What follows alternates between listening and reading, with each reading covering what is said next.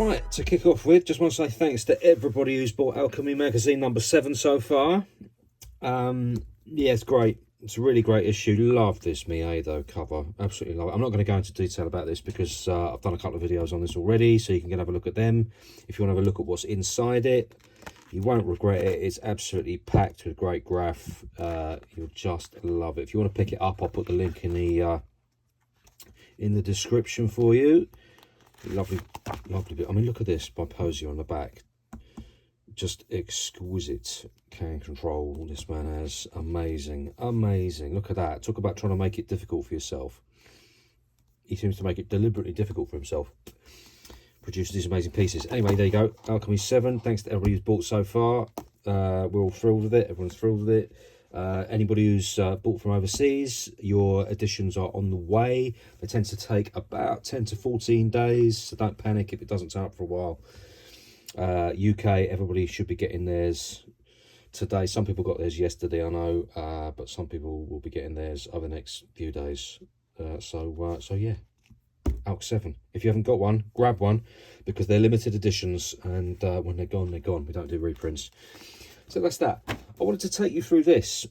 This is my informal black book. I say it's my informal black book because I don't really work in books anymore, because people tend to want to buy the art gets reproduced, all that sort of stuff.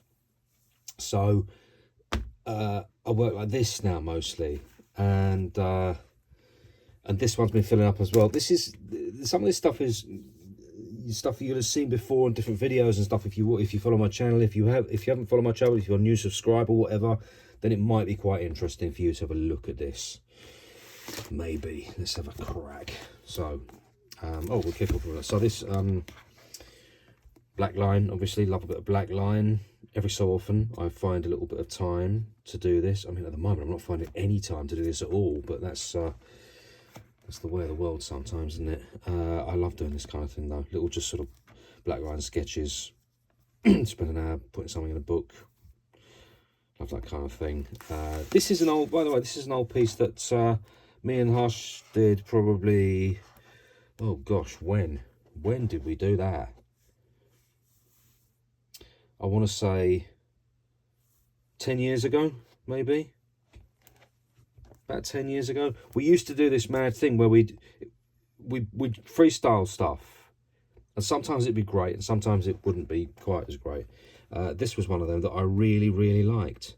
I just thought, I'm going to do this sort of anti-matter kind of fill into my letters, and then offset them. And the idea that I was going to do 2 sort of big sort of funked up letters and then 2 straight letters. And yeah, I still love this piece today, actually. I still love it today. I love Hush's piece as well. Character's all right. It's okay. But generally, I really love this wall. I really love this wall. It was with Irony as well. Irony had a big piece down here. Irony was the photorealistic guy. Very talented bloke. Done some very iconic pieces. You'd recognise his stuff if you saw it. And he was there that day as well, and I did a character of him on a big canvas that he nailed up in the town centre, which was then stolen about a day later. Probably students. Anyway, on to the next one. This is sort of, see, this is kind of my stock in trade. I've not had any time to do anything like this recently. I've moved on to different stuff recently. I need to get back doing this sort of stuff again, really. You go wherever the muse takes you, really, don't you? These sorts of characters, you know, this crocodile character. He was very popular, this guy. Very popular. A lot of people like this one. This is sort of one of them. It's sort of a, yeah, it's a mini mashup. A couple of different characters. I want to try something different with this one. Starting to put eyes in. I've not worked with eyes for a long time. Well, I work with these sort of little kind of no pupil eyes a lot of the time because they look a bit meaner and more menacing. Actually, that is not good. Sorry, the light is bouncing off that, and like Billy. Oh, that ain't good at all. Hang on.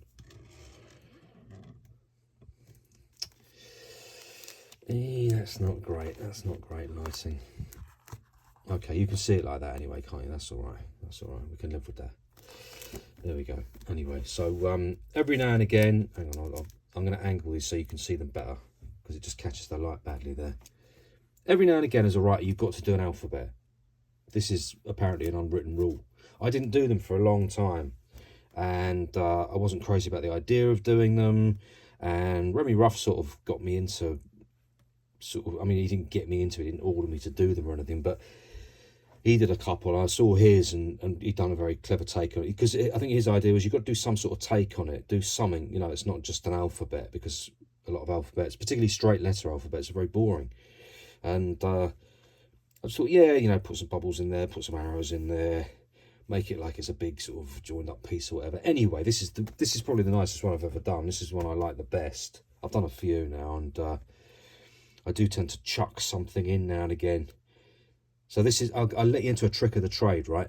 You chuck something in which people will go, oh, what about this? So if you look at this, it goes A, B, C, D, E, F, Y. Where? G, H, I, J, K, L, M, N, O, P, Q, R, S, T, U, V, W, X, Z.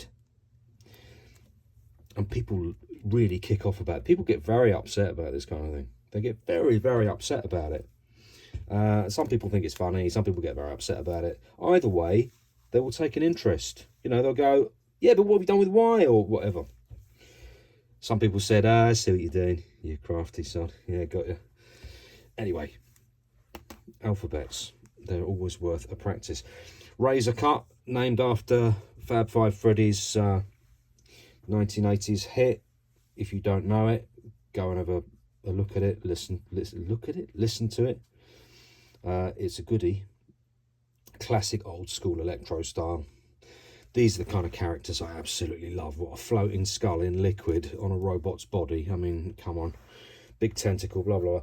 I think I made t-shirts out of this. Yeah, I did. I made t-shirts out of this one. And they proved quite popular.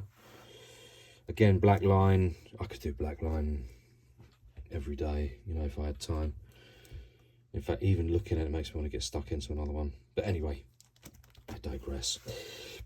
All the same stuff. Brain in a canister. This one was very, very popular. People tended to really like this one. Really loved this one. I sort of wish I'd done more with this, really. But because I did, I just sort of, you know, fades in a pencil and everything. It was just a sketch. I just wanted to do a sort of sketch, interesting sketch. Because of it, I can't really use it for much. I'd have to, you know, I'd have to cut it out in Photoshop and all that sort of stuff. I kind of think, look, if you're going to do that, maybe redo it somewhere, or, you know, I don't know, think about it. But, you know, nice concept, I guess. It's not that, it's not original, is it? I mean, in 2000 AD, Mr. 10%, I don't know if any of you guys are old enough to remember 2000 AD, the UK comic back in, when was that? Late 70s, early 80s. There was a strip in it called Robusters, and there was this character called Mr. 10%, and he basically had he didn't look like that, but he was a robot who had a brain and a sort of little tank of liquid on his shoulders.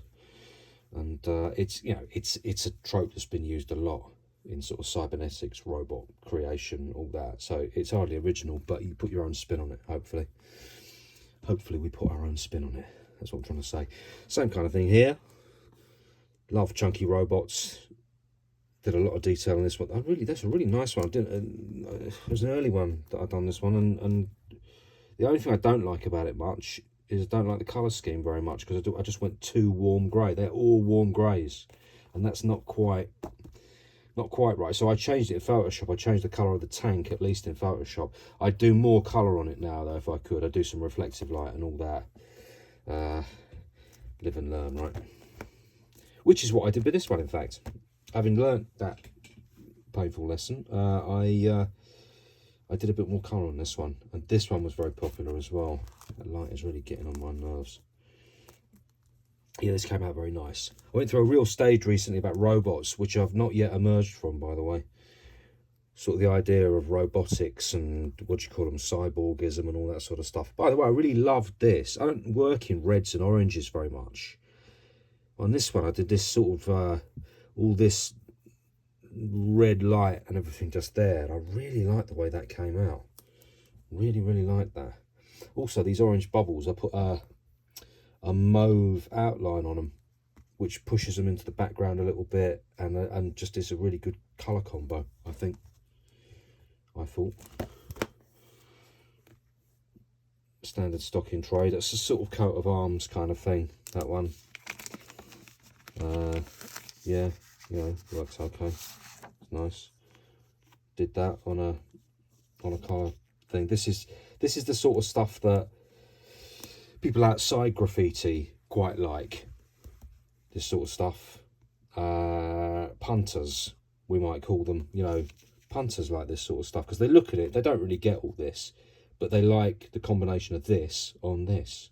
That's something they understand. So I ended up just sort of playing around one day with that. I mean, I can do these forever. These are always good fun. If you've never really got into this, get into this, which is basically paint markers on different surfaces. Rip a magazine page out, do something. Get a color chart. Get a tube map.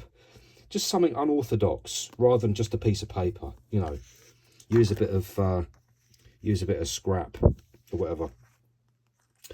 Do one of them. This is obviously a nighttime shot. I wanted to capture the idea of a night. Flipping bouncing light. There you go. A nighttime vista. It came out really nicely. That one came out really nice, and I would do another of these very soon. And I'm missing this pastel blue at the moment. I need to get a pastel blue because I don't currently have one. You need that pastel blue, otherwise the values get very dark. Everything just gets a bit too dark. You need that pastel-y blue to just lighten it a little bit. But I really liked that. I really liked the way that came out. It worked well. Let me put that back in there. Okay. What's next? Okay, so this was stuff I've always loved train templates.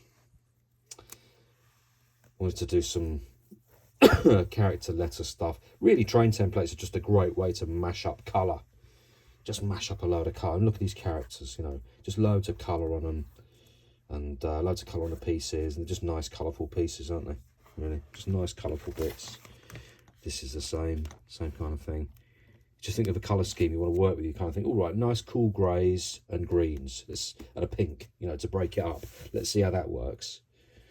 And it worked all right. Same here, you know, yellow, purple, pink, oranges, bit of yellow, bit of red. I mean, you know, all kinds of colours. Because often I only work in. I've done a lot of monochromatic work. I've done a lot of sort of, what do you call it, duochromatic, is it? Can't remember, but you know, 2-colour work and a 3-colour max. So when I really start throwing colour about, anything can happen. It can come out very nicely, but it can come out a bit rubbish. But yeah, you throw the dice. This was a commission piece, and it's sort of interesting to me. In the old days, people used to like the hard covers. Hard copy of their commission pieces, and now they're not too bothered anymore. Nobody's that bothered because we live in a digital world, right? So people really want, what they want is they want commission work, and they want the digital version, because the digital version, once they've got it, they can print it up on anything they like and use it commercially. This is a commercial one, hardware, and I did something. I think you want his name up here, and I put his name up. I did that. I drew it separately because he didn't want it digital, so I drew it separately and then applied it. And yeah, it worked out really nice. This English Bull Terrier, obviously, and anybody with English Bull Terrier went crazy for this. I didn't realise people were so nuts about dogs. I don't know why they didn't realise that. I mean, I've got a dog. I'm nuts about him as well. He's behind me right now, paying me absolutely no attention. This I really loved. Love the colours there. That because this is a different colour. This sort of golden yellow colour was hang on, what was it? I can see it right here. So it was a 94. It was an MTN 94 pen that I don't normally use, and I got gifted a whole set of them, and thought, all right, I'll give it a whiz. And it's a really beautiful colour, isn't it? And I put a purple outline on it, and it came up just nice.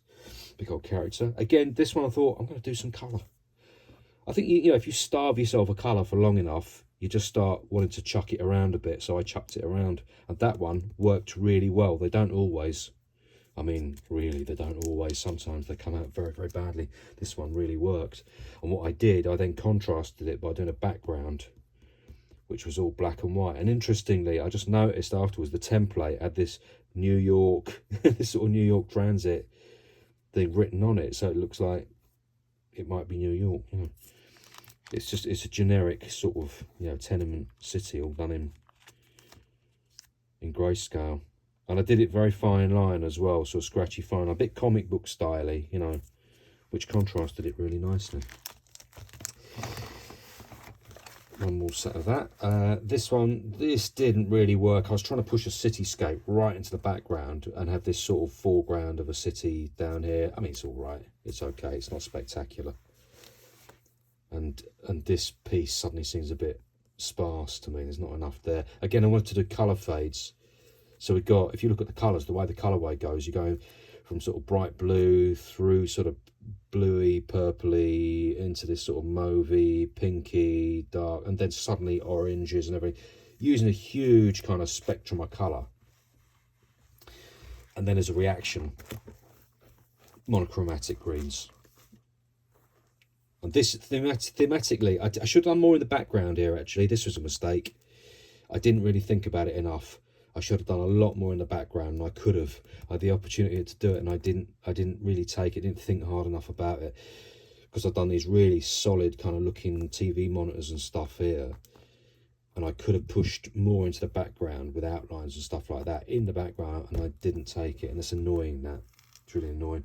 But I faded this in, and that's all fine and everything, and this was great, but I had loads of opportunity to do more. It's just negative space there. And that's an opportunity missed. Annoying. Very annoying. Learn for next time, if only. Some chicken bloke. Again, that's me looking at kind of going, well, I've done a lot of doggy characters. Should I change it up a little bit? So I tried this sort of, you know, this kind of Tennessee chicken bloke or whatever he is, you know, in his bright blue bracelet. I was quite pleased with the way the shirt came out, because I really made an effort to make that shirt look like a shirt. And because I don't normally do that, and because clothes, I don't really bother with clothes normally. I keep them very generic and flat, and don't put many folds in them or anything. Don't really do much of that. But actually made a bit more of an effort, and that came out nice. I like the way they did the bubbles there as well. That's sort of a bit ragged and nice. Yeah, I like that. I like it. Oh, look, two more. Yeah, somebody said it's a bit Mode 2, that character, and when I looked at it, I thought, oh, you're right. That's far too. It's funny what our brains pull out of our memory banks. We kind of think we're coming up with something. You go, oh yeah, no, I like this way. Yeah, this is great. And you ink it and colour it, and then you go, that looks like the Bad Boys piece from Mode 2, done in like 1987 or something. That's annoying. Oh well, never mind. You can't do an original piece every time. Damn it, annoying. But then I did, yeah, push this guy in the background. I love all that background stuff. Love all that. That works nicely. And all that. Then I thought I want to do something techy. Something a bit techish, you know. Stick a CUTE behind some glass there and doing some, you know, something a bit techy. And yeah, that came out quite nicely. Neutral greys, sort of cool greys, bit of pink and yellow to offset it. That, I think that worked quite nicely, that one. Quite nice. Can't remember if that, I think that, is that in my book? Must be in my new book.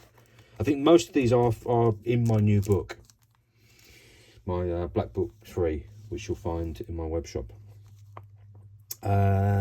Sparky, this was done for Sparky. I do black and whites every so often. Again, these can be quite satisfying. Try to make simple black and whites and with a bit of grey on it for shadow, whatever.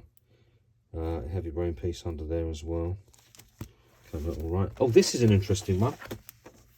So, Sapo and Nash, who you may know, I don't know if they're Love Letters crew. Are they Love Letters crew? Can't remember.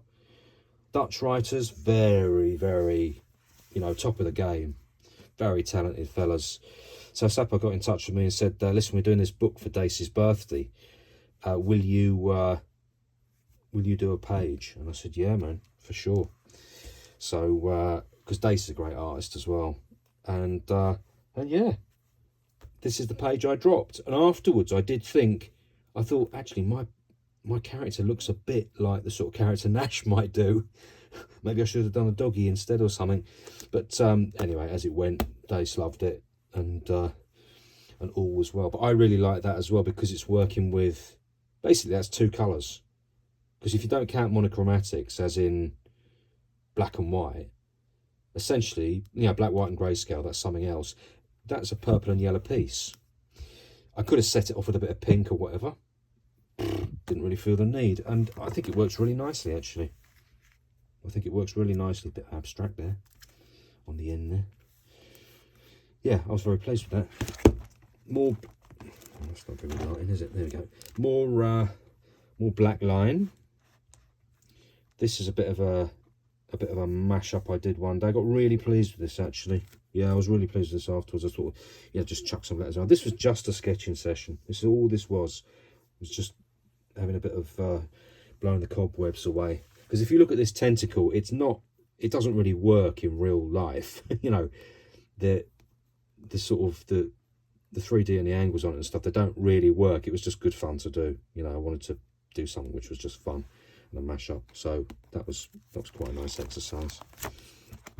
And some more. So this I did this for the map project, the book, and I didn't know that they would print it. Actually, I did it so they'd have something up their sleeve, but they printed it. They actually printed it, and they printed it large as well, which was very nice of them in their book, the map project. I think I've done a video of that. Yeah, there's a video of that flip through of it somewhere in my vids, so go and check that out. Every so often I like to do a map. I remember doing this map, right? So I started to do this map, started to do this character, and always with a map, I get about 10 minutes in and I just start to look at it and go, oh, this is not going to work. This is falling to bits. This is awful. Give it up now. Chuck it in the bin and walk away. And I didn't, and mostly I don't, because what I do, I set myself the challenge to kind of go, no, you've got to pull it round. It's paint markers. It's paint. So you can go over stuff. You can go over, you can cut back, keep on cutting back, make it work. Work hard, make it work. You know, somebody once said to me, the difference between a professional is that a professional sits down to do the work and will continue to do the work no matter what. Whereas an amateur sits down to do the work, gets fed up and walks away, screws it up, whatever. Professional doesn't have that luxury. You've got to do it. You've got to get to the end of it. This was a collab with All Veteran. He did this piece. Lovely piece. I really liked his style. Really liked his style. And a lot of the collabs I do, I'll be honest with you, a lot of them I suggest, I approach people and say, yeah, I'll do a collab. So, you know, it's not really worth asking me if I want a collab, because I probably don't have time or inclination, in all honesty. It ain't going to happen. But this guy, I really liked his style, and so we hooked up and we did something. So I dropped this character, and again, you know, yellows, you'll see that a lot from me. A bit of flesh colour, a bit of orange on his beard. Came out nice, I thought. This was one of them that didn't really work, actually. This one, for some reason, the cohesion wasn't quite there for me. It didn't really come together. I don't know why. I wanted to put lots of colour on it. There's some nice bits. If you look at it, you go, oh yeah, it's nice, and yeah. But you know, as a whole thing, it's like, yeah. I don't know why. This one, I thought this worked brilliantly. This really worked for me, and people seem to agree. And yeah, a lot of people like this one, and I loved it. Loved doing it. It's funny how sometimes they do, sometimes they don't. You know, you throw the dice, right? This was a commission from Heavy Ink Printing out of San Diego. A little shout out to them. And they commissioned me to do this piece. And again, this is the best kind of commission to me. They said we want our name on there, Heavy Ink Printing, and give us one of your skulls and make it very graph and basically do what you want. So I said, yeah, man, that's the kind of brief that I like. So I created this, and then I did a colour version as well. and was very pleased with both of them. Really pleased with how that came out. I've been trying to find this because my scanner's broken. I've been trying to find a scanner for this one. They want like £25 to scan that. You just think, come on, man, 25 quid for a scan of an A4 300 DPI. Take you 20 seconds to scan it. Come on. However, I currently don't have a scanner, and I don't know anybody who's got one that I can use in the near vicinity, so I'm slightly stumped on that at the moment. Anyway, logistical problems. Thought I'd deal with some greens and purples. Hadn't dealt with them for a long time, and I love that combination. This, I have to say, didn't come out as well as I'd hoped. Quite like the composition, all that. Maybe it needed to be a bit busier. Maybe, don't know. But the colour doesn't quite do it for me. I don't know why. Not sure why. I'm not sure. Often greens and purples and stuff really do. I don't know. I'm not sure. Like I say, I can't quite quantify why this doesn't work. Some people absolutely love this. Honestly, I was not one of them. I quite like this one, though. I like this one. I like this one so much I made a print of it recently. I've got a really, really nice high quality print available in my web shop of this one. This, I think, is just, I think it just works, this one. I think as compositionally and everything, it just works really nicely. Got a nice bit of negative space up the top. You know, you've got machine, you know, all my tropes, you know, machinery, some nice techie letters, bits of cracks and stuff, bit of effects, you know, you've got characters, you've got nice glass effects, you know, all that kind of malarkey. There's stuff going on. I think, personally, I'm really, really pleased with this one. I was really, really pleased with this one. So there you go. That's a Blackbook flip through for 2024. I doubt I'll do. I doubt I'll fill another one by the end of the year, because at the moment I've not got time to really do those pieces. I've got to do a canvas commission this week. Canvas commissions there are a lot of buying. It's going to take me about 12 hours, I reckon, about 12-hour work, and yeah, it's going to be a lot of work. So that's the stuff that's taking up my time, though. But you know, that's what pays the bills. So and also I'm very lucky with it, because it's an old school. He wants old school stuff. He wants old school characters and stuff. So it's not like it's torture or anything. It's great fun to do. It's just they take so long.